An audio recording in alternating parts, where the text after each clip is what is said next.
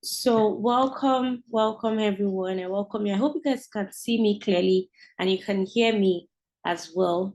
Thank you so much for joining this session tonight. So if you're happy to be here, you can join, you can share your favorite emojis in the comment section. Just like I said earlier, like day one was amazing, day two was great, and I look forward to the session today.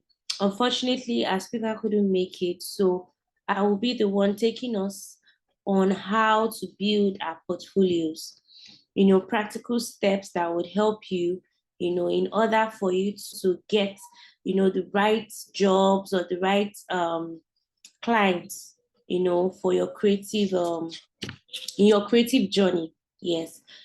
Thank you so much. Oh, good to have you back on board, Anthony. I know you were here day one, day two, and you are here today. Thank you for joining. Sage as well. I think I remember you joining day one. I'm not sure about yesterday. So, anyways, my name is Oluwabukola Jegede, and I was your host yesterday and also on on Thursday, but I'll be the speaker tonight. All right, so let's get right into it because we do not have time. All right, and I'll also be taking questions, general questions that you might have, in your mind that you would like me to clarify or you like me to answer. So now, when you talk about portfolio, portfolio, um, in the general sense of it, portfolio, when you talk about portfolio, means like briefcase, something that contains different, different things, a component that has different components in it. So portfolio is like to showcase or to keep, every record or things that you've done as a person. You keep everything in one place. So that's the simplest definition that I can give to you. So portfolio is like your briefcase. It's like that bag or that particular component, that comprises of different things, together. So now some people might ask that, okay, who are those that need this portfolio? Who are those that need portfolio? And the reason why we are even talking about it in the first place is because it builds your personal brand as a creative. And as a creative, it's also important that you have a portfolio. I remember when I was starting my journey, in the creative industry, I actually didn't know what portfolio is. So anytime my clients ask me for my work, I begin to send it to them one after the other. And sometimes I might not even be able to get, some of my best jobs or my best works on ground at that moment. So I will start going up and down, searching for the part what I want to share with them and what I do not want to share with them. So I feel like having a portfolio makes you organized, and then what you just have to be doing from time to time is to update it.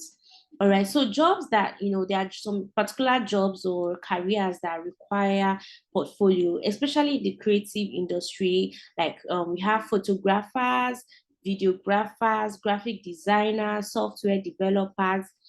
Writers also need portfolios, editors as well need portfolios, creative directors, makeup artists, and more. If you're in the creative industry, you need a portfolio, right? So now the question now is, how do you build your portfolio? If I should ask, before I move forward, I want to ask, does anyone here have a portfolio, or have you done um something like that before? Because I feel like in the creative industry right now, whenever they are trying to look for someone, I think one of the things they ask, your CV and also your portfolio, because they want to see what you've done so far. They want to see um your works. So if you have a portfolio here, let me know in the comment section. You can share, just say yes, and if you do not have, you can say no.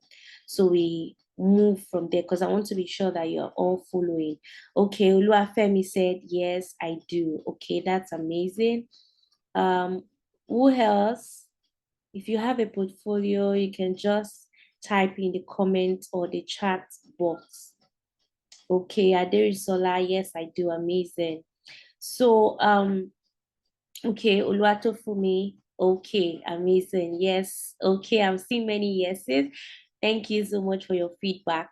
All right. So since we have portfolios, I think we just have to well, we're going to still talk about how to build your portfolio, because some of us, our portfolios might be outdated. Our portfolios can be better than what we currently have right now. Okay. So when we talk about portfolio, just like I said, there are, different processes to which you can, build your portfolio. So the first thing I'm going to talk about is collecting your materials, gathering them together, collecting them. So materials such as, because some people be like, in portfolio is not just your work. You should not just dive into your work in a portfolio. At least you should have a background of yourself, because I mean, they might not be able to call you immediately because they're asking for, some people might not even ask for CV. Some people, it's just portfolio they ask for. So in your portfolio you should at least have like a biography, about me, something that gives them a brief about who you are. And then also you can also have your resume inside your portfolio as well. um Resume meaning your work experience, your community experience, or community or volunteering jobs that you've done, that you can just list out that you've done this, you've done that. And also proof of your degree or certification, because some of us went to school to study some particular creative course or something, and you can put it up there. Your work samples as well. That is where, okay, this and these are the things I've done, these are the things I've done. And once you, then also your awards, or your awards, yes, or recognitions. Some of us already have been, some of us have been recognized, by some bodies or by organizations. And you can also put it there, because this adds to the credibility of your skills, right, as a creative person. Okay. And then also, after collecting all these materials, having them together, your resume is there, you've listed everything down, your skills that you possess, your biography that's about you, and then your awards, certifications, and the like, you have them together. Then the next thing you need to do is beginning to organize them, putting them together. Organization means, how you want them arranged. Although we've not talked about how you are even going to, like, maybe present it yet. We're just talking about organization. So arranging them, maybe from about your name, then your contact details, then about you and all that, arranging them according to the way you want them to go through it. And then after your organization, like making it, the next thing is to make it visually appealing. Now you might decide, it depends on the forms at which you want your portfolio to look like or to be. Number one, you can decide to make it digital. Of course, some people make it digital, some people don't make it digital.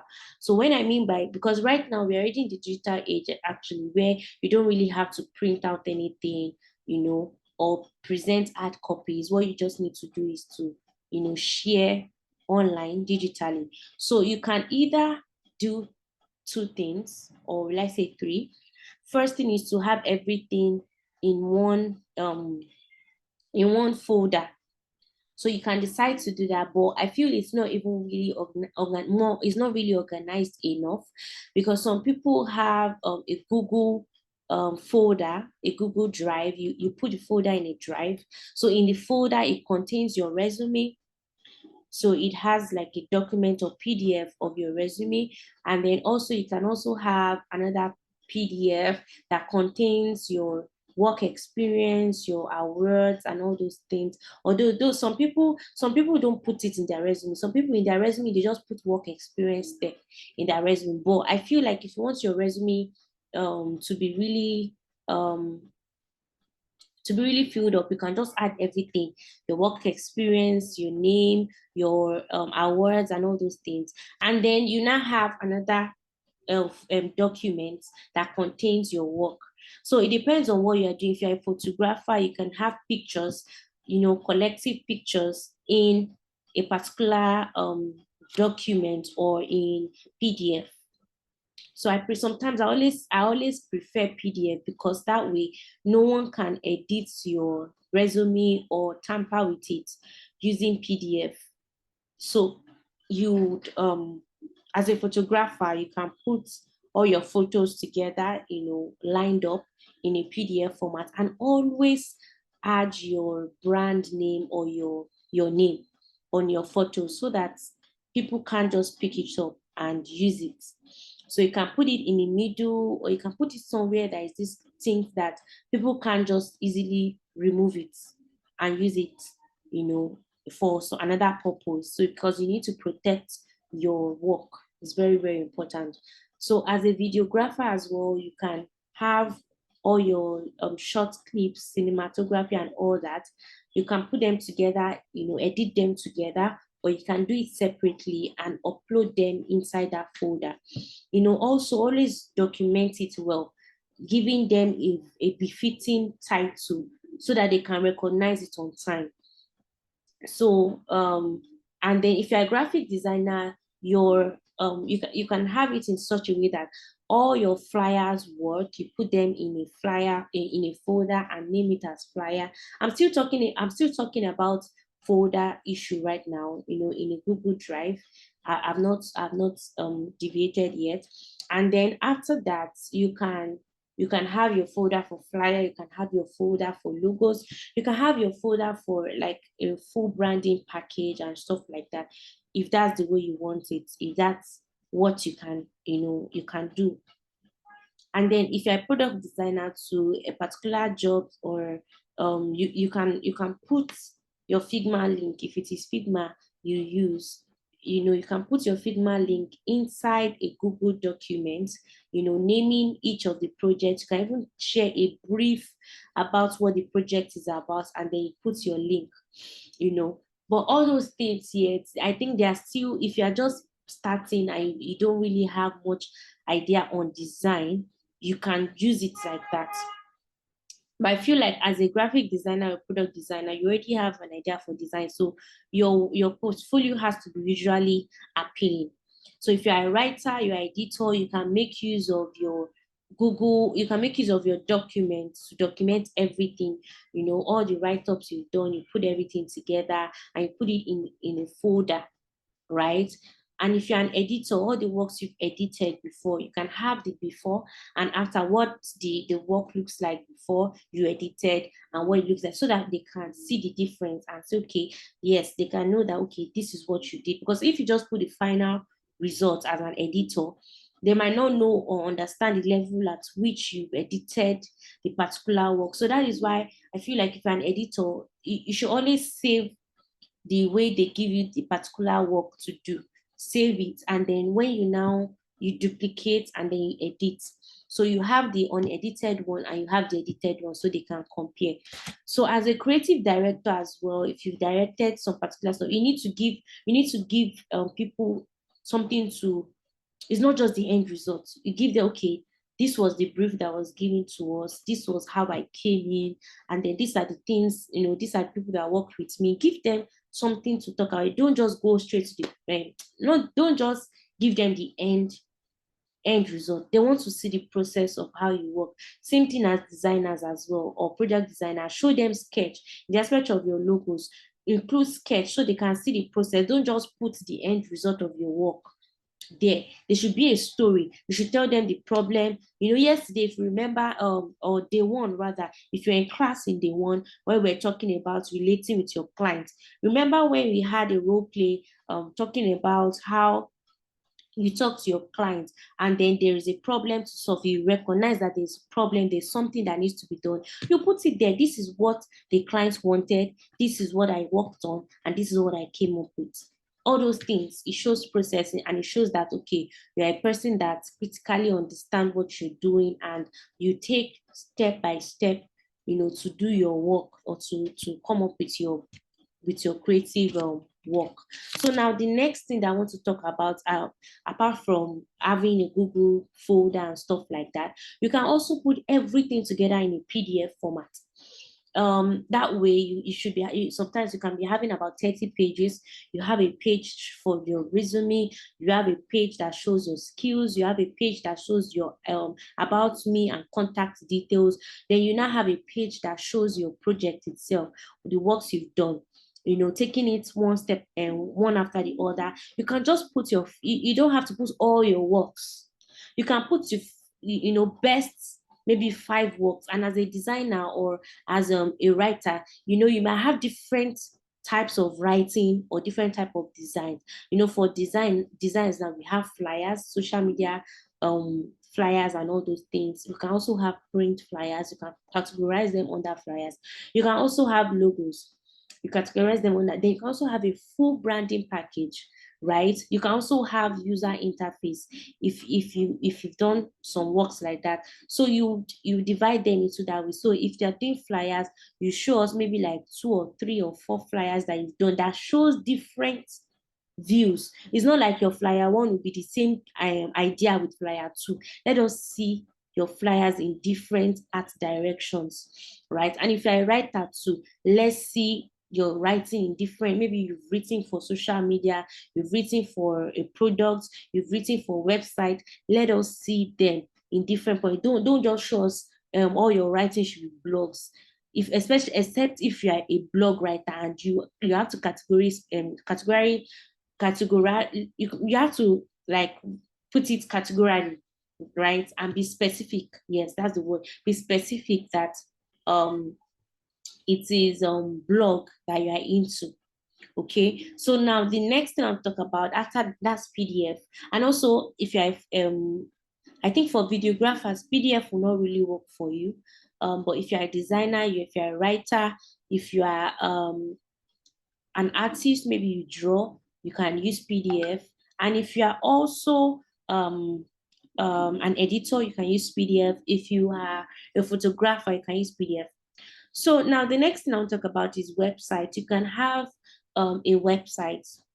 There are some websites, will I say, there are some website organizations, or there are some website brands that you can use. WordPress, Wiki, is it Wiki or Wix? Wix. Then we also have Disha page. Some of these things they offer you.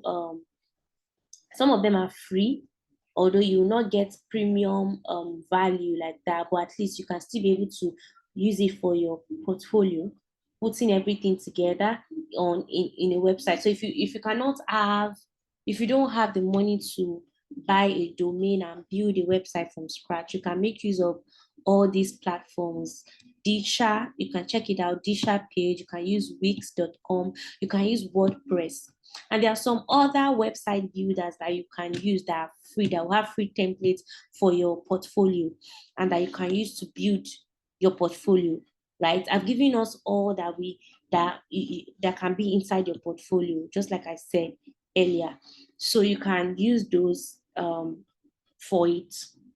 So also when just like I said earlier, when you are working on your portfolio, you need to be specific. If you are a writer, put it there, you're a writer. You cannot have, of course, some people have like different things that they do and they put it together. But sometimes I feel like you can have one that has like a combined portfolio of all like the different skills that you might possess. But also you can have some that is directly for a particular skill. Would I say skill or job? So if what you want to apply for now is design, and maybe you are also a videographer and you're also a photographer, if the job category states that they are looking for a designer, I feel like your portfolio should carry that in its head. Okay, I'm a designer, than having to put videography, photography on their faces when that is not what they are looking for. Because there are some people that they don't really scan through. They'll just check, okay, who is this? Let me see his works and stuff. So if they are seeing something else from what they are asking for, they might get turned off, and then they just push your portfolio, they push your application to one side.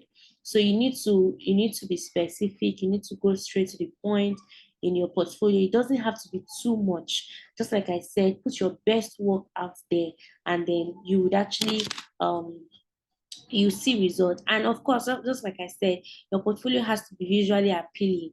Don't make it um, too much. It should be simple, short, concise, and then when people are seeing it, it should be nice. You can share your portfolio with friends, let's say friends or trusted friends that they know more than you, or they've been in the industry for a while, or mentors. You can tell them to help you to review your portfolio. Yes, that works as well. You can tell them to help you to review your portfolio. What can I do better and stuff? Because I feel like there are lots of people when they are searching for jobs, everybody will send their portfolio, but they're looking for the best, and you need to put out the best. So you can give it out to friends, trusted friends, or people that are top, in the industry, to help you to review your portfolio. Okay, so also when you are working on your portfolio, I feel like you need to also prepare, because after, it's not just about portfolio. After you've even done the portfolio, right, they can call you. They can call you after checking. You need to prepare yourself for the aftermath of application. So once you've applied, then also, yes, something I wanted to point out. I also noticed that, once when people ask you to send your portfolio, some people just send it like that without even having a cover letter alongside your portfolio. It's very important that you have a cover letter alongside your portfolio, because it shows that yes, this person is serious. You can't just be sending somebody your portfolio and just attach it and just send it without addressing the person and letting them know your intent or interest, to in getting that job or in getting that position. Always include a cover letter.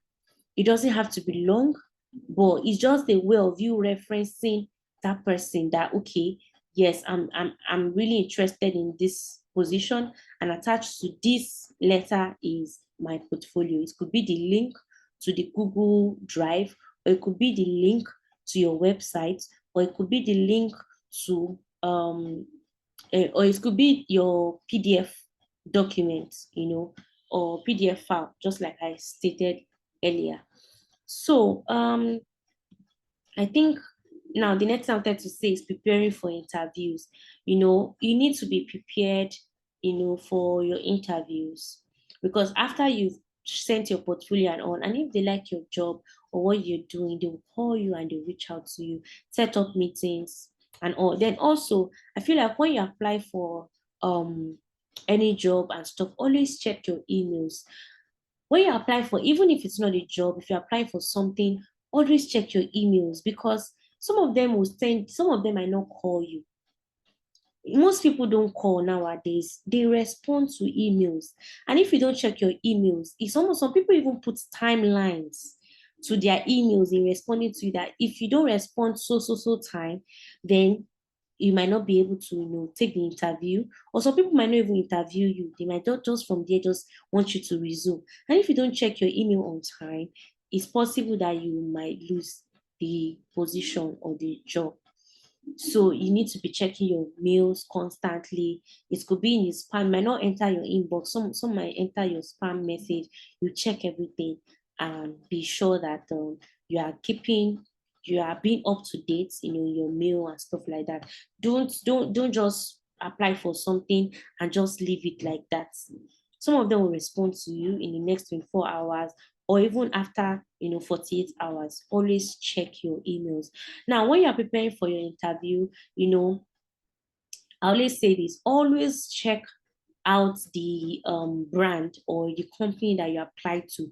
Go and check their website, go and check their social media, know about them, because some of them will ask you questions about them. And you'll be asking that, why should I know about you when I've not even joined you? But you are meant to, because I mean, when you want to work for somebody, you need to know who you want to work for. You need to know how they do their things. You need to be able to put your mind to set your mind to their vision, their mission, and stuff like that. You need to know all these things. So because I'm sharing this because I see that most people make that mistake. They don't check their emails, they don't research to find out, okay, who are these people, what are they into, stuff like that. Some people just send their portfolio, do not even check if these people's mission and vision aligns with my own personal, because as a creative, you have a goal. You're not just working to just work and make money. You are also trying to grow yourself, you're trying to build yourself. So you need to be sure that this company that I'm applying to is what I want, and if their mission and vision will align, with yours. So if you have questions, you can ask me and I'll attend to you based on what I've said today, or based on yesterday's session, or day before yesterday, or something general. You can ask me. So if you have questions, kindly use the comment section. You can turn on your mics if you have questions. And if you also have additions, yes, you are welcome based on what I've said. If there's any experience that you've had in the aspect of working on your portfolio, sharing it with, sharing it to apply for jobs and feedbacks that you got. If you have anything, you can share. You can turn on your mics to share, because this session is actually an interactive one. It's not just me talking. So if you have something to say, you can turn on your mics. Okay, good evening. Good evening, Oluwatofumi. I have a question. Okay. Yes. Okay, thank you very much for everything. It has been very insightful. Okay, so my question is this. So as a copywriter, what platform, or yes, what platform do you think is best for a copywriter to save his or her job or write-ups? Okay. That's my question. Thank you. I think a website, just like I said, because some people now, when I say website, some people are scared already. Just like I said, that there are some website builders that are free. Now, what you just have to do is just adjust, edit templates. When you're working on portfolio, you have to be intentional about it. It's not a one-day thing. It can take you a week to fully work on your portfolio. And once you have it, the only thing you just have to be doing is updating it. So I think a website can work. You can check Wix.com, because I've used Wix before when I was still like almost before I even got to school, before I got to University of Olori then. I just finished secondary school then, and I used to have a Wix account. I also had a WordPress account then, because then I used to I used to write, so I'll just be putting in my writings there and stuff like that. So as a copywriter, I think that you can have your website, and then of course copywriting doesn't end in copywriting. At the end of the day, they might work on the design for you, right? It can fly as a design and it can fly as a video. So whatever the end product of that copywriting, you can push them. So it could be a video at the end of the day, or it could be a graphics. So if it's a graphics, you can use your website, or you can also put them in a PDF format. And then of course sometimes you can even like create something that is not real. Can be an imaginary brand that you just do some copyrights for, and then you just write it there that this is for this brand. You give just something imaginary. It doesn't have to be real. You understand? It's just for you to just show them that this is what I can do. So you can have it in a Google Doc, in a PDF, or in a website. Anyone works. But just know that in your Google Doc, it has to be beautiful. It has to be beautiful. Okay, is it possible for a designer with a good portfolio to be rejected after job application? I'm sorry, hold on. Oluwatofumi, have I answered your question? Okay, I've seen you in the comment section. Okay, I've seen in the comment section.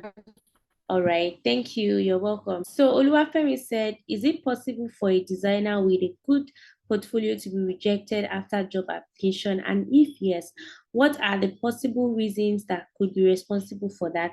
Okay, it's very possible for a designer to be rejected. If you were rejected before application before interview, so maybe what you just sent was your portfolio, right? And your portfolio was good. It could be that it's not what they are looking for. A designer might be good, you might have a very good design and stuff, but if your designs doesn't meet to the way that they design, because I mean, so some organization, what they're after is simplicity. Or you might be a very good designer, but you're not a simple designer. You are not a minimalist. If the organization is looking for a minimalist designer, then of course you won't fit in, because there's no way it won't be easy for you to bend into this, start designing for a minimalist stuff when you're not used to it. Everybody has their style of design, so I feel like it might be your style of design that is not the same with what they are looking for, right? And also, it could also be just what I said. Some people send portfolios without cover letter. That thing is very, very, I don't know the word to use, but it feels like you are not referencing them. It feels like you're just dumping something to the ground. But when you have a cover letter, it shows your seriousness. From the cover letter, before they will begin to have a good perception about you. Writing to a particular person, I'm writing to, to apply for the job that I saw. You tell them where you saw the job, then you tell them your interest, then you tell them this is what I can do, and then that's okay, you can go further, to know more about me and to see my works through my portfolio. And attached to this, this email is my portfolio. That way you are recognizing the existence of the other person, from the other end. So what are some creative ways to showcase your portfolio? Yeah, you can also use Behance. That's why, we have Behance, especially for designers and even copywriters. Behance, Dribble. I know of Dribble, I know of Behance. I also know of Pinterest. Some people also use Pinterest to save their works. They'll put their works on Pinterest, they put their works on Behance, they put their works on Dribble. That can also help. Apart from website or PDF, you can open accounts to Dribble, you can open an account on Behance. The Giant Creative, we have a Behance account and we have some of our works there, even before we now build our website, and then we have some of our more works on the website as well. So as time goes on, we begin to upload more works on our Behance, begin to upload more works on our website. Personally, for me, I don't have a portfolio because I work under the Giant Creative brand. So everything I'm doing is under the Giant Creative brand. So if anybody is asking for my work or anything, I just send them the website to the Giant Creative, right? Of course, I'm not the only designer in the Giant Creative. Anything that comes from the Giant Creative is coming from us. And whatever work comes in, it might not be me that will work on it. It might be someone else that will work on it. But we are a team and work as a team. Do you understand? So I feel like you can use Behance, you can use Dribble. Those ones to work. Exactly, yes. A cover letter is very important, yes. It buttresses more on your passion to get the job done, yes. Because I feel like recently when we put out our application, and we put out a job vacancy rather, for creative design, and there were lots of people, that applied and all, but I was the first person to check, the Google site. Okay, Google site. I'm just finding out about Google site. What's Google site about? Okay, Google site. I think I'm going to go and research on that. You see, I'm learning Google site. I'll go and check what it's about and see how it works. And for those of us that would like to explore more, just like I said, you can check out Behance, Dribble, Pinterest, Google sites, Wix, Disha page, and even more. If you search on Google, you see lots of platforms that you can use, to work on your portfolio, and some of them even guide you on how to build your portfolio. Yes, Medium is very good for writers. Yes, I think I said that earlier. For those without free projects, you can work on a fictional project. Yes, I think I said that earlier, that you don't have to have a real project. You can develop something from your head. Some people be like, "But I don't have clients. I've not worked on any project before."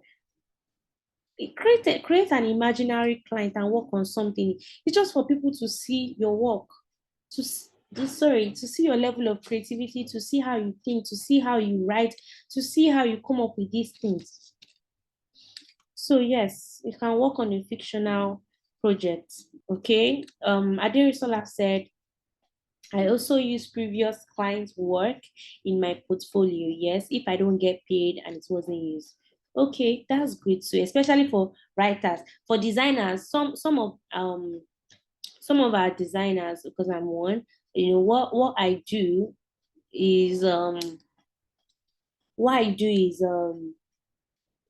always tell our clients that we are going to share their works on our page, especially if especially if it's a one-time job, or it's a job that is not taking so long. So we can just share it on our page, and also on our website when we want to. Our magazine is also available, for download on our website. We interviewed about 15 creatives, you know, some of them are designers, some of them are writers, content creators. You go and read about their stories, let them inspire you. Questions, some of them have like lots of things, voiceover artists, there are a lot. And I'm really looking forward to our second edition next year. We launched the first edition this year, April, and it was actually great. So I look forward to the next edition, which is the second. And you guys should just follow us, on our space and everything, because we are all going on this journey together, and we always want you to go along with us, right? So thank you so much once again, everyone, for joining this session. God bless you all.